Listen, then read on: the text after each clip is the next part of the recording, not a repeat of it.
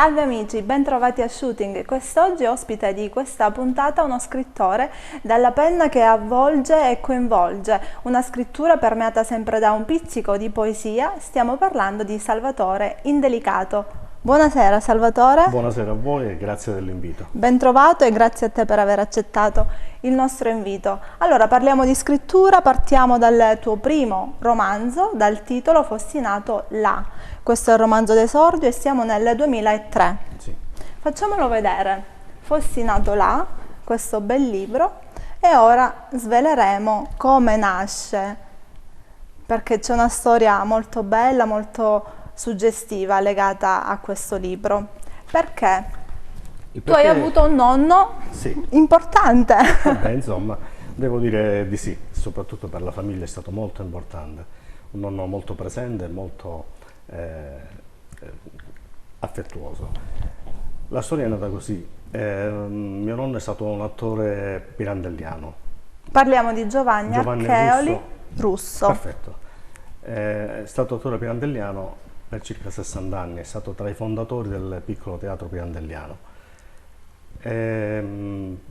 Ha onorato questa arte, anche con gli altri della compagnia naturalmente, tutti bravissimi attori, portando in giro le opere di Pirandello, sia in Italia e sia anche all'estero.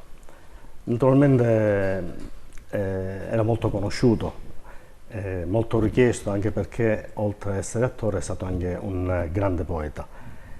Ha scritto più di 600 poesie, sia in dialetto sia in italiano in lingua. Lui è più conosciuto comunque come attore, sì, perché 60 anni di portare in giro comunque la nostra cultura per l'Europa non è cosa da poco. Assolutamente sì.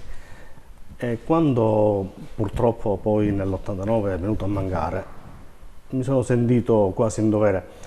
Premetto che con lui passavo moltissimo tempo, tutto il mio tempo libero lo passavo con lui ad ascoltare le sue storie, ad andare con lui alle diciamo, rappresentazioni teatrali. Stavo dietro le quinte. Era un rapporto nonno-nipote vissuto, sì, veramente vissuto. Oltretutto lui era una persona amabile, una persona di un affetto grandissimo, ma non solo per me ma anche per tutti gli altri nipoti, stravedeva.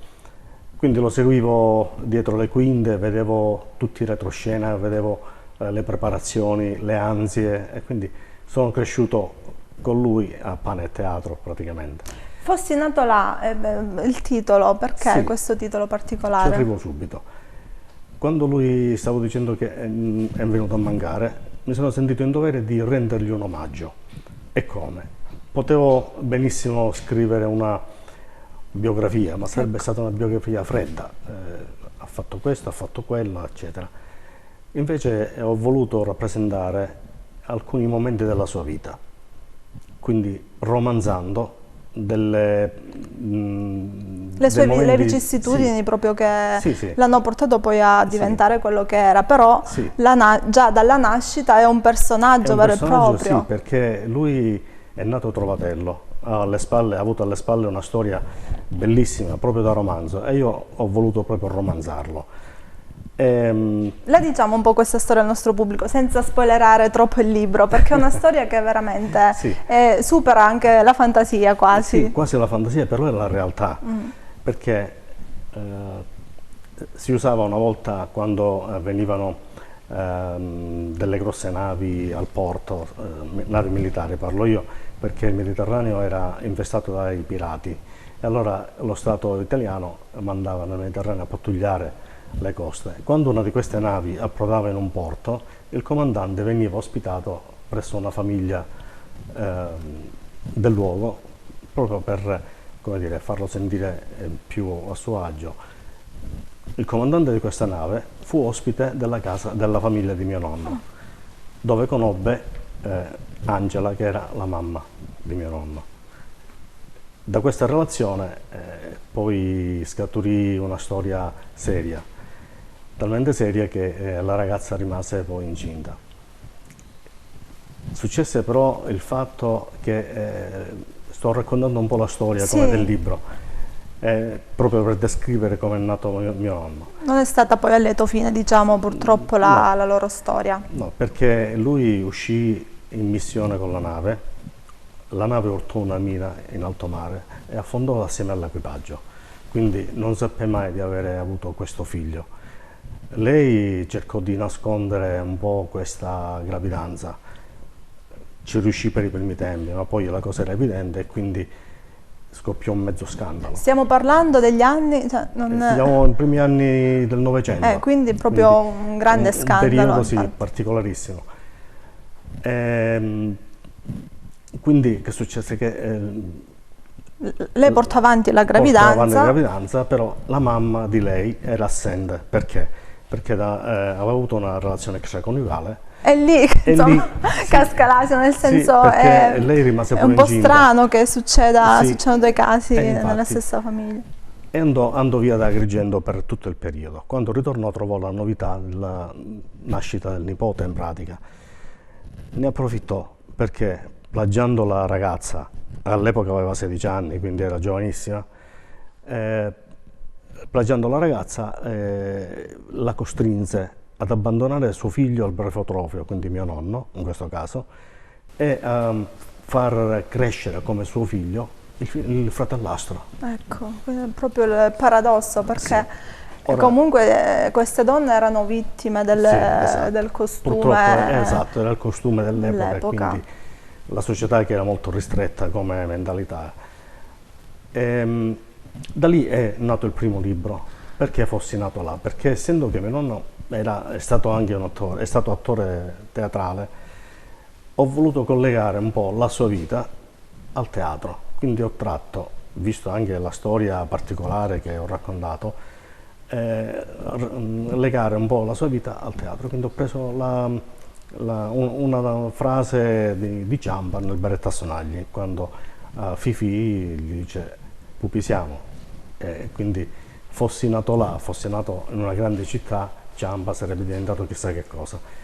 Mio nonno, se non avesse avuto questa storia, chissà cosa sarebbe diventato.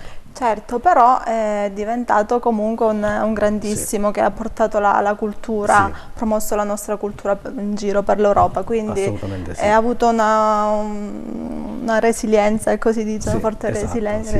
esatto. Ma lui come ha vissuto questo abbandono? Perché adesso si parla di traumi, eccetera, però Da lui lì nasce poi è risalito. il secondo romanzo, perché a lui ho voluto dedicare una trilogia, quindi Fossi nato là, Solo per amore, dove racconto invece un'altra parte della sua vita, cioè la frenetica ricerca da parte sua della mamma. Quindi voleva conoscere la vera mamma, quindi la sua vera origine. Questo perché in età ancora infantile, quando aveva incominciato a frequentare la scuola, gli viene rivelato abbastanza brutalmente che lui non si chiamava Russo come si conosceva lui, perché era stato adottato da una famiglia, ma Archeoli. Perché Archeoli è il cognome che gli ha imposto lo Stato, essendo un trovatello. Quindi è iniziato poi, penso, è appena avrà con compiuto la maggiore età, la ricerca delle radici. Poi la possibilità di essere libero, eccetera, è partito la frenetica ricerca della mamma.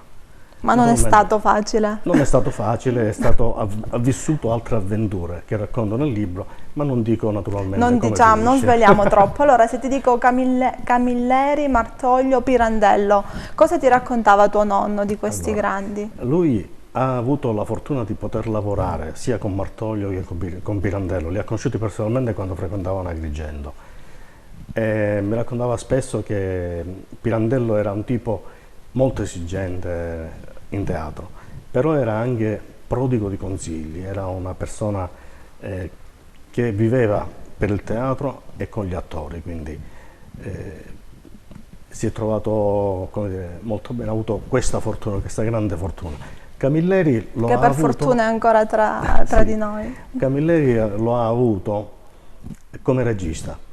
All'epoca, quando ad Agrigento c'era una bellissima manifestazione che si chiamava la Settimana Pirandelliana.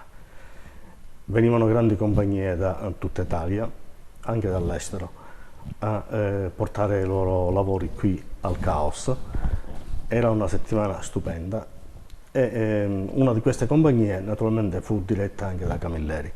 La stessa compagnia del Piccolo Teatro Pirandelliano fu diretta da Camilleri. E io l'ho conosciuto, ero bambino, mi aggiravo sempre lì in mezzo Che a ricordo loro. hai? Di un omone fantastico, Grande sempre, carisma, sì, naturalmente. con un grande carisma, sempre sorridente, sempre allegro e dalla battuta molto facile. Ecco, E diciamo che un suo tratto, diciamo, sì, sì, ho istintivo. avuto. E Martoglio invece cosa ti raccontava? Martoglio era più serioso rispetto a Pirandello, mi raccontava lui, perché era più distaccato, non era affabile come Pirandello oppure prodigo di consigli, era più riservato, era più distaccato, però ho avuto poche occasioni rispetto alla conoscenza con Pirandello. Allora, tu con questi due libri hai vinto subito già dei premi, Sì, con il primo il premio Palcoscenico 2004, sì, con Fossi nato là. con Solo per amore hai vinto il prestigioso premio Buttitta, Sì, quindi diciamo che è un nonno che ti ha portato tanta fortuna oltre a tutto il assolutamente carico sì. emotivo, culturale che Assolutamente sì, a ti ha parte questo, dato. anche perché è stato sempre una fonte di vita, di esempio, quindi sono sempre avuto lui come punto di riferimento, oltre naturalmente ai miei genitori che mi hanno cresciuto, però il mio punto di riferimento è stato sempre mio nonno, perché lo vedevo come una persona, un supereroe. Ecco. Per i nipoti i nonni sono supereroi, quindi Però il tuo in realtà era veramente speciale perché assolutamente comunque sì. nonostante gli ostacoli è riuscito ad affermarsi e ancora ne parliamo. Poi Sì. è stata intitolata anche una strada Sì, a tuo questo nonno. è stato anche una delle, Grazie a diciamo, te penso perché comunque hai sì, iniziato perché, a riparlare di sì, sì. questo uomo. E poi ho anche un po', come dire, spinto la commissione toponomastica di Agrigento avanzando proprio questa richiesta e gli è stata intitolata una via che oltretutto si trova tra la via Tognazzi e via De Sica, quindi sì, in buona compagnia, a Perfetto. Villaggio Mosè. E in Solo per amore tuo nonno appunto racconti questo Sì. suo percorso di ricerca delle radici. Invece per Salvatore Indelicato che cosa sono le radici? Che ruolo rivestono? Molto importante perché io sono molto legato alla nostra terra, sono legato ad Agrigento. È una città che è magari piccola, caotica, sporca, perché purtroppo abbiamo seri problemi, però amo questa città. È una città che mi ci fa, come dire, vivere bene. Cosa ti ispira della tua città per la scrittura, oltre insomma a Ma questi basta, argomenti che abbiamo citato? assolutamente, perché basta guardare per esempio i panorami che offre. Io lavoro al parco archeologico. Quindi quale miglior posto insomma per trarre ispirazione? E sia quando guardo verso la valle, sia quando dalla valle guardo verso la città, è per me una specie di nido, un rifugio, quindi quando mi trovo ad Agrigento per le strade di Girgenti soprattutto, mi piace sottolineare questo termine Girgenti perché la vera città è il centro storico. Il centro storico che andrebbe sicuramente rivalutato, andrebbe Insomma, preservato, preservato, sì, moltissimo. Io ho avuto modo di girare degli scorci che sì, sconoscevo e sì, devo sì. dire che sì, sono caratteristici, però Infatti, dall'altro lato c'è un degrado, infatti, insomma, io- inenarrabile sicuramente. Andiamo al 2015, Mannalà. Questo è un altro quartiere, parliamo di quartieri sì, agrigentini. Mannalà è il quartiere della Madonna degli Angeli. Per contrazione dialettale, Madonna degli Angeli diventa Mannalà. E io ci sono cresciuto, cioè sono nato lì, ho vissuto lì, ci sono cresciuto fino a quando mi sono sposato, quindi e sono rimasto molto legato a questo quartiere. L'ho vissuto pure lì intensamente perché le strade cittadine non erano come ora.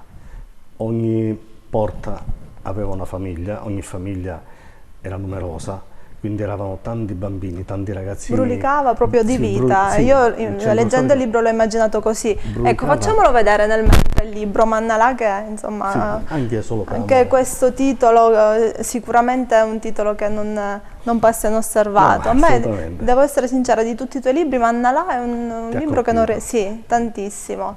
E che dire, questo libro contiene 10 10 racconti, racconti sì. della Ho tua voluto, sì, infanzia. ricordare, proprio raccontare i ricordi della mia infanzia. Quindi ricordo i miei Il primo compagni. ricordo che ti viene in mente? Beh, il primo ricordo, il carretto, per esempio. Il carretto era lo skateboard di ora, che hanno i ragazzi, anzi ora ce l'hanno pure elettronico, quindi, ma prima noi lo facevamo, lo costruivamo con dei cuscinetti a sfera che raccattavamo in qualche officina, che erano abbandonati. Però c'era la creatività, adesso c'è Sì, il sì, tablet, sì, perché c'è il noi, PC. oltre ad accontentarci di quello che c'era, creavamo pure sia i giochi che i giocattoli, quindi anche i nostri giochi erano molto artigianali. Quindi il carretto che noi usavamo nelle discese, il centro storico offre tante discese e quindi partivamo dalla sommità a scorrazzare per le strade. E racconto Puro proprio questo. divertimento, Sì, puro ginocchia divertimento, ma sbucciate sicuramente, io lì però ho rischiato anche tantissimo da piccolo, perché infatti come racconto in Mannalà mi stava finendo veramente male con un carretto di questi, quindi certo, io leggendo il libro dico, ma Salvatore Indelicato quanto ha conservato del suo essere bambino, fanciullino, dai, per recitare sempre insomma il Pascoli. una parte di noi deve essere sempre bambino. Non a caso Pirandello dice, fa dire nei Giganti della Montagna proprio questa frase: se siamo stati bambini una volta possiamo esserlo sempre.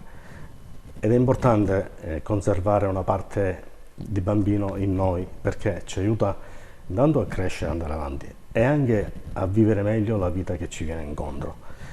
Avere quell'entusiasmo, avere un po' quell'innocenza, tra virgolette, di bambino in noi è sicuramente un toccasana Ecco, per la una vita di marcia in oggi. più. Tu Sì, parli insomma, di questa infanzia, siamo nel dopoguerra, non è un periodo così facile alla no, fine, infatti, però ne parli bene perché c'era quella genuinità, perfetto. quell'umanità Sì, in più. avevamo poco, ma ci bastava. Ci bastava, noi giocavamo anche con i giochi di strada, a fussite, cioè che molti sicuramente sanno cos'è, era con le figurine che le facevamo girare, insomma, o Tollo, Ligno Santo, insomma, c'erano tanti giochi semplici che però intanto avevano un ruolo importante, Pedagogico anche, aggregarci sì, e farci stare assieme, quindi conoscerci, litigare possibilmente, però alla fine della giornata con una pacca sulle spalle ci dividevamo e dandoci appuntamento al giorno dopo. Quindi, Perché secondo te è venuta a mancare questa genuinità, questa umanità ma che tanto perché, ci fa volgere al passato anche? perché? Perché la società moderna offre tantissimo ai ragazzi di oggi. Già da bambini li vediamo per le strade circolare con i tablet, con i telefonini, e guai a non averlo perché si sentirebbero frustrati rispetto agli altri ragazzini. Quindi è già la tecnologia, anziché aiutare a crescere, Diciamo che danneggia, in il un certo troppo senso. alla fine Sì, anche sì. storpia perché Sì, sì. tutto è un po' Poi ci si stanca scontato. subito, poi ci si stanca subito, quindi si vuole sempre di più. Poi manca anche il contatto con la natura, penso, Certo. perché E noi vivevamo in mezzo alle si sta strade. troppo a casa, a Sì, mio avviso. vivevamo in mezzo alle strade, ora non più. Le strade sono deserte. Sono deserte. In Mannala vengono fuori proprio i grandi concetti della vita, quindi è un libro che racconta un'infanzia, Sì, sì, però sì. è un pretesto per parlare Sì. di valori. Sì, io per esempio sono legato a un racconto in particolare che si intitola L'uomo delle grattatelle. L'uomo delle grattatelle era una persona, un uomo. La grattaciela comunque è sempre in voga, diciamo. Sì, vabbè, alla ora perché Agrigento. c'è anche questo ritorno, ma è effimero.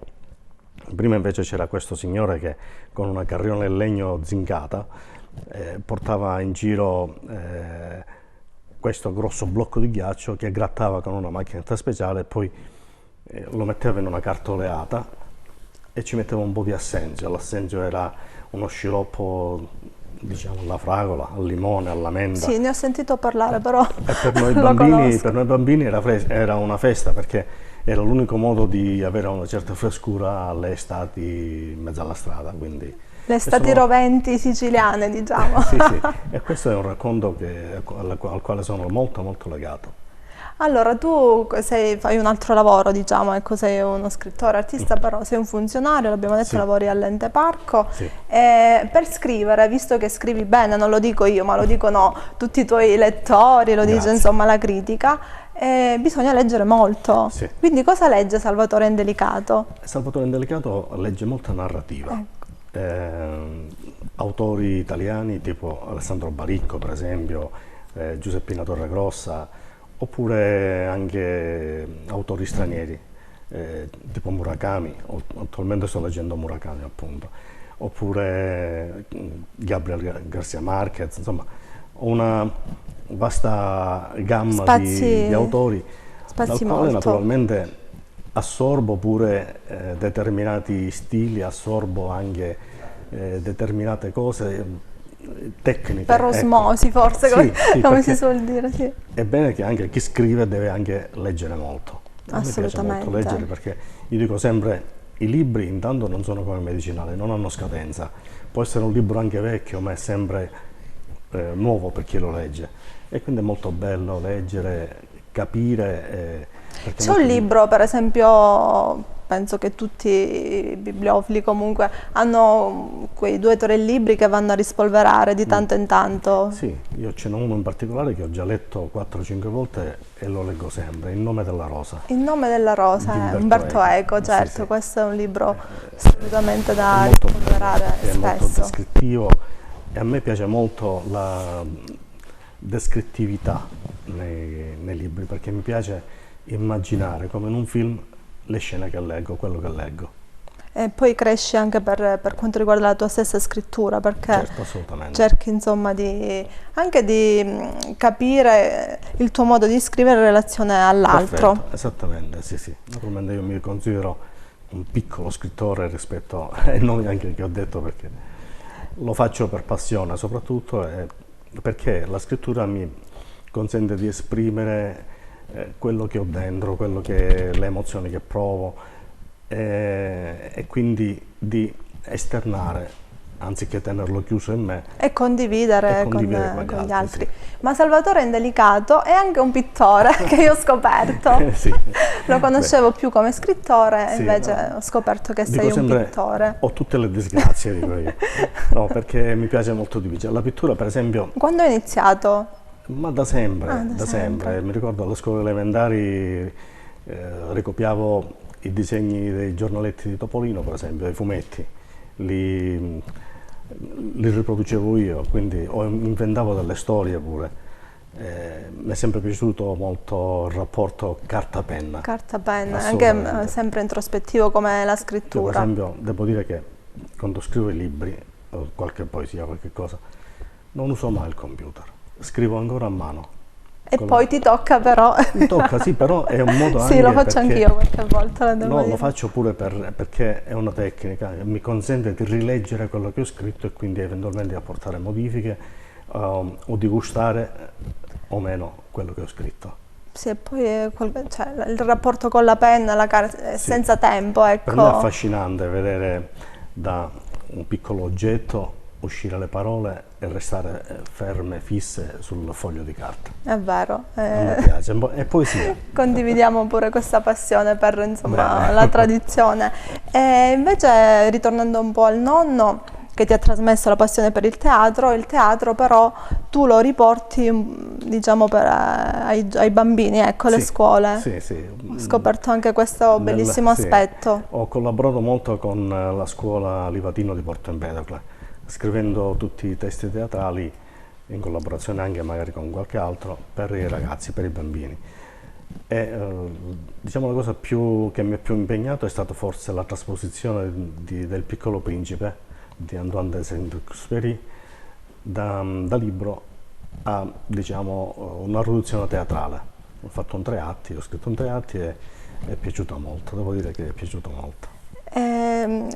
Perché hai preferito, insomma, riportare il teatro all'infanzia, non invece scrivere, insomma, Perché per è gli molto, adulti? no, ho scritto pure per gli adulti, poi mi è stato chiesto e l'ho fatto, però mi piace molto perché i bambini hanno quella spontaneità, eh, quel modo naturale Di approcciarsi sì, magari anche di al approcciarsi al teatro. I teatro, bambini sono molto bravi a recitare. sì, Diciamo che assolutamente. Ed è molto divertente perché è bello per esempio durante le prove, è bello anche durante una recita, che il bambino magari dimentica un po' la parte, allora si rannicchia, si gira, cerca in tutti i modi di ripetere quello che aveva imparato a memoria, fin quando poi si ripiglia con un sorriso continuo, è bellissimo. assolutamente. Poi non ti ho chiesto che genere di pittura fai. A me piace molto la paesaggistica, oppure ho riportato sui miei quadri scorci del centro storico, ritorniamo sempre lì che sono molto legato al centro storico, quindi cerco di fissare sulla tela le parti più belle, gli scorci più caratteristici. Questo, però la pittura mi serve soprattutto come relax, mi fa rilassare Lo moltissimo. stile astratto, per esempio, ti prende, ti interessa? Non tanto, mi piace perché ci sono alcuni pittori astratti che riescono a trasmettere emozioni. Io ho avuto la fortuna di conoscere Peppe Butera, Ecco, anche io è e quindi è stato stato un grande forte, amico, sì. ma anche un grande pittore perché guardando le sue tele astratte riusciva anche a trasmettere queste emozioni dato dal cromatismo dei colori, da come venivano diffusi sulla tela, da come venivano miscelati, insomma l'astrattismo anche è una forma di pittura. Sì, tra l'altro è scomparso pochi anni fa, Sì, però veramente ha lasciato una forte sì, sì, sì, impronta e assolutamente, è è vero. molto amato. Io Sì, insomma ne parlo spesso con gli amici perché abbiamo avuto modo di conoscerlo e di sì. vedere l'umanità di questo personaggio. Io volevo tornare ai libri con un accenno alla casa editrice Metinova. Del grande dottor Antonio Liotta che Sì, veramente si spende sì, tantissimo io per sono molto l'editoria. grato a lui perché ha creato intanto una struttura, una casa editrice che col tempo si è fatta valere, si è affermata sul territorio. Tanti autori facciamo capo a lui, e lui riesce un po' a dare spazio a tutti, ecco. E quindi consente, naturalmente facendo anche delle scelte di qualità, facendo delle selezioni, riesce a dare questa soddisfazione a noi Si autori di spende poter, sì, tantissimo, si spende assolutamente, tantissimo, perché e crede in ciò soprattutto che sì, fa. ma non è soltanto questo, perché lui crede molto nella cultura. Infatti il motto di Medinova è la cultura per andare oltre, e quindi Certo, la cultura per andare oltre, lo io facciamo voglio anche approfittare nostro. anche per ringraziarlo anche a nome mio e a nome degli altri autori pure. E ritorniamo in onda shooting, siamo qui nella bellissima cornice dell'Hotel dei Pini, siamo in compagnia di Salvatore Indelicato che abbiamo scoperto, oltre ad essere uno scrittore, uno storico, dipinge, ho scoperto anche che sei un giornalista, diciamo, Beh, sì, scrivi per diverse testate. ho scritto, sì, sono stato redattore di una rivista che ha fatto, diciamo, tantissimo ad Agrigento, Curos, Curos. Massimo Lombardo editore.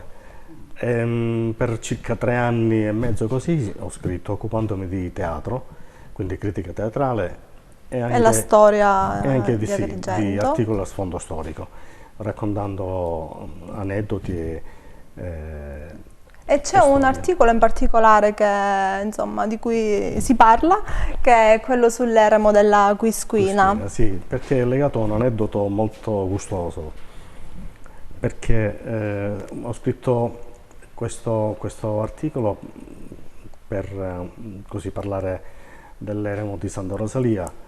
E La santuzza, dicono i palermitani, no? Sì, ricordo che un giorno mi telefona un amico mio, dice: Totò, sei sul libro di Andrea Camilleri. Dico: come? Dice: no, guarda. Come sto sognando? Infatti, dico: ma come?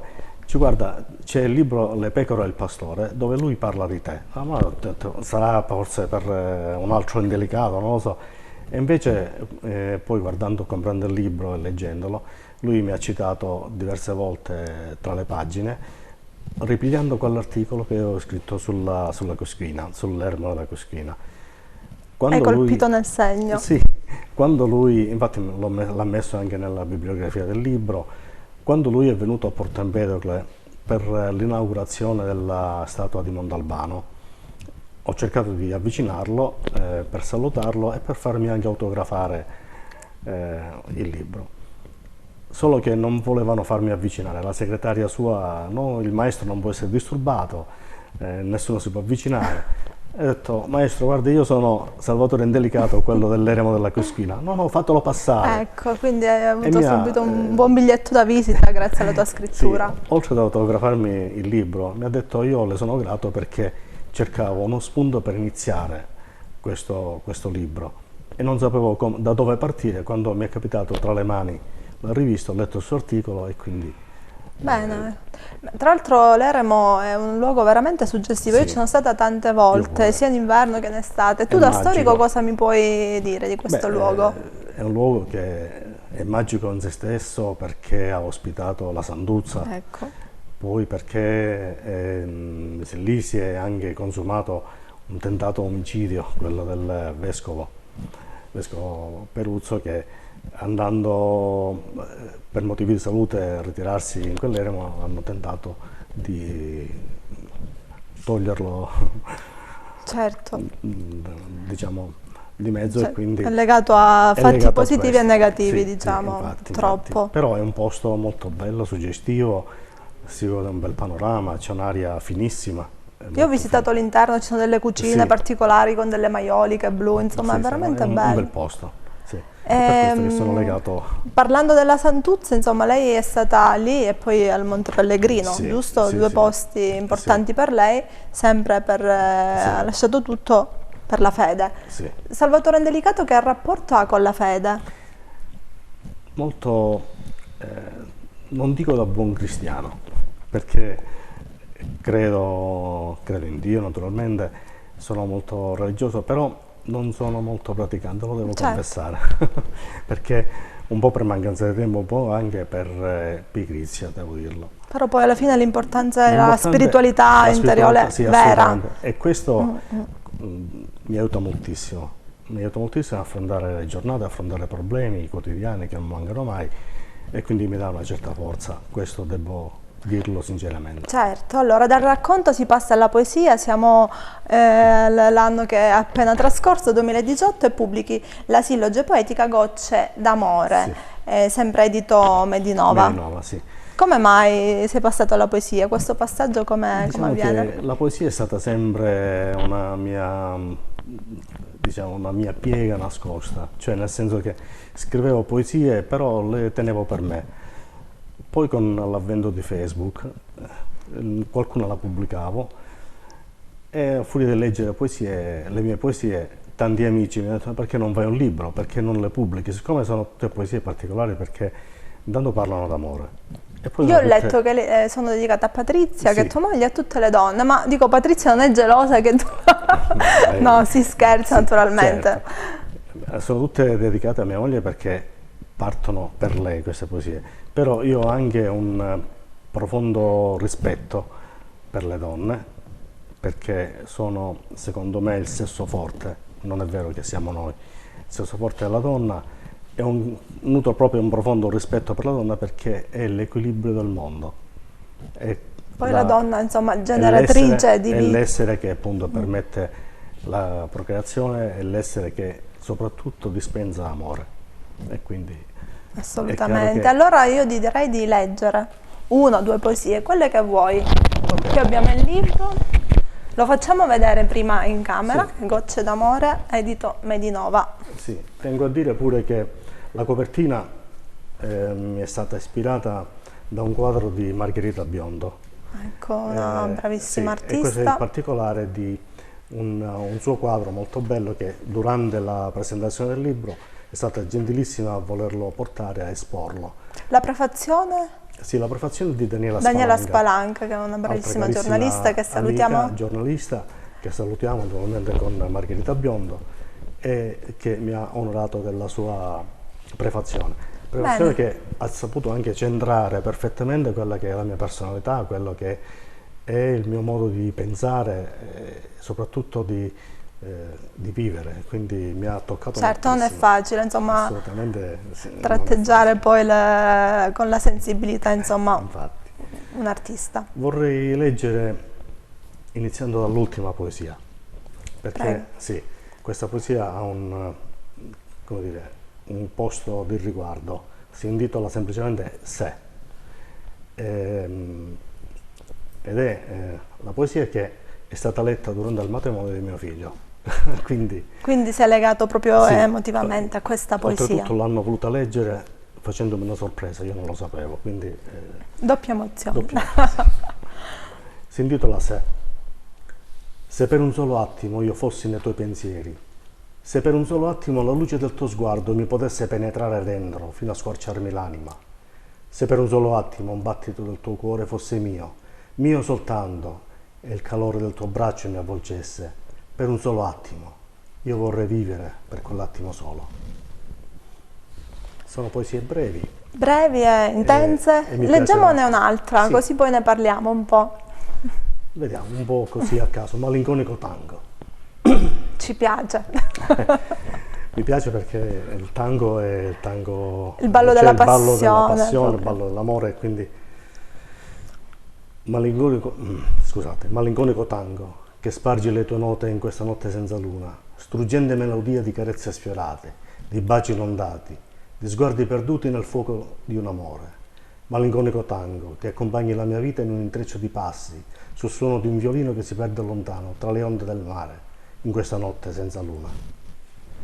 Molto bella anche questa. Allora, io volevo chiederti, insomma, l'approccio al romanzo è diverso rispetto a quello della poesia. È anche difficile uscire fuori come poeta, perché comunque la poesia è una sfera molto privata. Sì, assolutamente. Quindi ci hai messo tanto tempo. È vero, perché il romanzo, nel romanzo in un racconto, il romanzo racconta una storia, quindi ho il tempo di elaborarla, di studiare le frasi, insomma, di raccontare, cercare di far capire meglio quello che voglio dire e di fare immaginare al lettore anche la scena.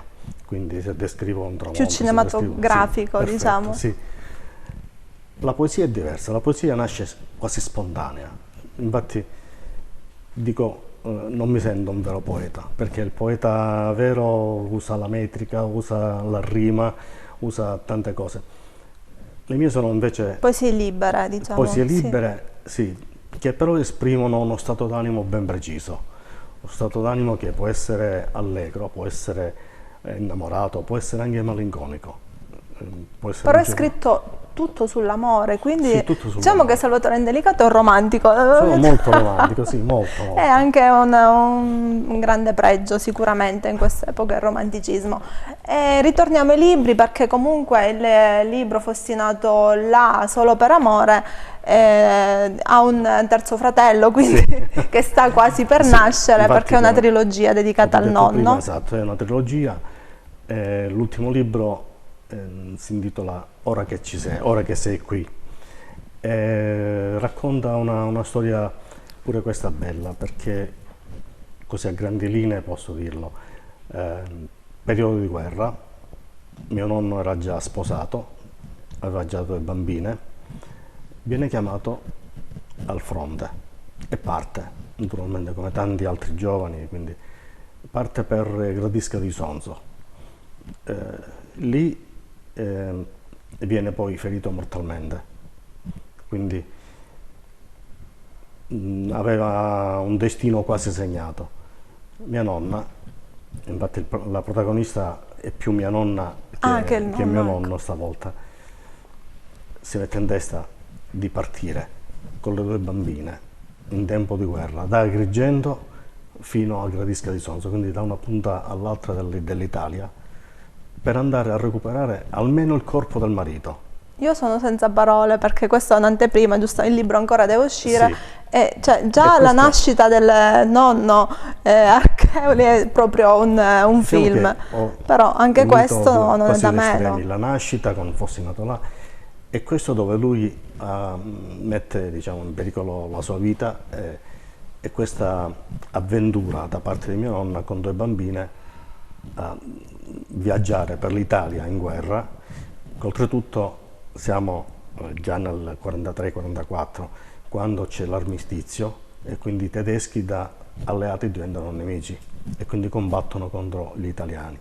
E c'è questo nascondersi, questo sfuggire, questo cercare di sopravvivere, soprattutto. Insomma, Quindi sono racconto persone, questa storia. insomma, che non hanno lasciato niente al caso, hanno voluto proprio vivere la loro vita e combattere per una vita molto intensa, per come sentivano. Da romanzo veramente. Da romanzo, e quindi veramente questi 3, questo omaggio è di fondamentale importanza, sì, perché di valore storico, sociale. Desidero perpetuare la memoria di mio nonno, perché mi ha lasciato in eredità tanti valori, tanti pregi, insomma, che io cerco di trasmettere poi ai miei figli naturalmente e di portare avanti, che poi è portare avanti con una certa limpidezza la propria vita, quindi nella maniera più sincera, nella maniera più lineare possibile. Certo, poi diciamo che sei anche tu, come altri ospiti che abbiamo avuto, portatore sano di sicilianità, perché nei libri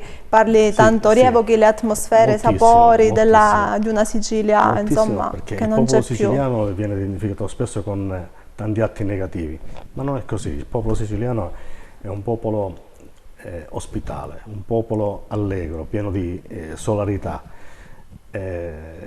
e non merita le attribuzioni che gli danno. Vengono per affibbiate. Pochi elementi, diciamo, viene poi configurato tutto il popolo siciliano, che non è così naturalmente. Assolutamente. Salvatore è anche un fotografo, dobbiamo dirle tutte, quindi lo dicevo io all'inizio, che ho tutte le disgrazie, non mi manca nulla. Pittore, scrittore, fotografo. Sì, la fotografia mi piace molto perché mi consente di fissare in un attimo un frammento di vita, un frammento di luce, che possa benissimo come dire, rimanere nella memoria. Il centro storico. Tu fotografi tanto il centro. E fotografo soltanto le cose belle che rimangono, e spero che questo possa aiutare a dire: recuperiamo questo centro storico. Si parla tanto di recupero, si parla tanto di storie sul centro storico, ma sarebbe bello veramente un interesse da parte della politica, da parte dei cittadini stessi, a riportarlo a vivere questo centro storico, certo, che è molto bello veramente. Qual è l'insegnamento più grande che ti ha lasciato tuo nonno Giovanni Archeoli Russo? Senza dubbio l'onestà, senza dubbio la lealtà, la sincerità, e di vivere la vita sempre in maniera trasparente, in maniera così come si vede. Assolutamente. Noi ci incontriamo spesso per vari eventi nell'Agrigentino, quindi diciamo che Agrigento, come dicevi tu, spesso viene visto un po', viene demonizzata. Invece c'è un'attività culturale che non è indifferente. Sì, molto intensa, è vero, perché grazie anche appunto alle case editrici come Medinova sono usciti fuori tanti autori, sono usciti fuori poeti, scrittori, narratori, però è pur vero che ci sono anche tanti artisti, ci sono tanti artisti che si ci vedono nel teatro, nella canzone, nella musica, ci sono tanti giovani, io li incontro spesso appunto durante questi eventi, e vedo che sono giovanissimi. Eppure ci sono dei musicisti che sono molto raffinati. Di alto livello, sì, di alto livello. Pittori pure, molti pittori che stanno uscendo fuori ora. Ci sono per esempio delle piccole gallerie anche in via Atenea che permettono di esporre, e quindi Quindi tu sei positivo, ottimista, diciamo, per sì, il sì, futuro, sì, insomma, positivo, perché non è vero che culturale della la città. gioventù sia tutta da buttare, non è vero niente. Io vedo tanti giovani impegnati anche nel sociale, attenzione, perché non è soltanto nell'arte, quindi scrittura, teatro, fotografia, eccetera, ma anche nel sociale. Ci sono tanti giovani che si impegnano a favore degli altri, di chi ha bisogno. E questo Questi è andrebbero molto, anche sì, valorizzati, insomma. valorizzati, aiutati, soprattutto aiutati. Allora, a me piace concludere l'incontro con l'ospite leggendo qualche frase, diciamo, di grandi artisti e poi la commentiamo insieme. In questo caso ne ho scelte due Sì. e tu poi mi dici quale senti nelle tue corde. Allora, la prima è di Nicolas Gomez Davila e dice: appartengono alla letteratura tutti i libri che si possono leggere 2 volte. E la seconda è di Jean Cocteau e dice: un capolavoro letterario non è altro che un vocabolario in disordine. Quale scegli? Sono belle tutte e due, però forse la prima mi piace di più.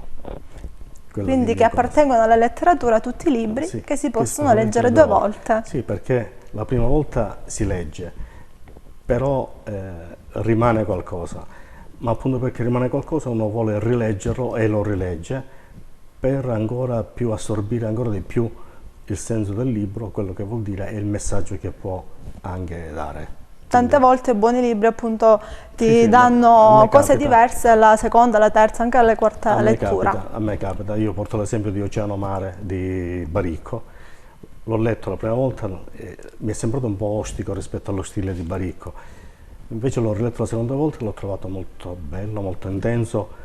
Perché poi anche il fruitore cresce Sì, nel frattempo esatto. e E quindi vede un altro universo. sì, sì, sì. Bene, Salvatore, è stato veramente bello, interessante Io- parlare con te, insomma, delle belle cose che fai tra letteratura, pittura, Grazie. fotografia. Io ti ringrazio per avermi dato questa opportunità e naturalmente saluto te, saluto tutti i vostri Salutiamo insomma spettatori. tutta la redazione. Sì. E E alla prossima. alla prossima, poi quando completerai il libro ti rinviteremo. Volentieri, sono qui pronto. Grazie mille amici per averci seguito e alla prossima puntata. Grazie.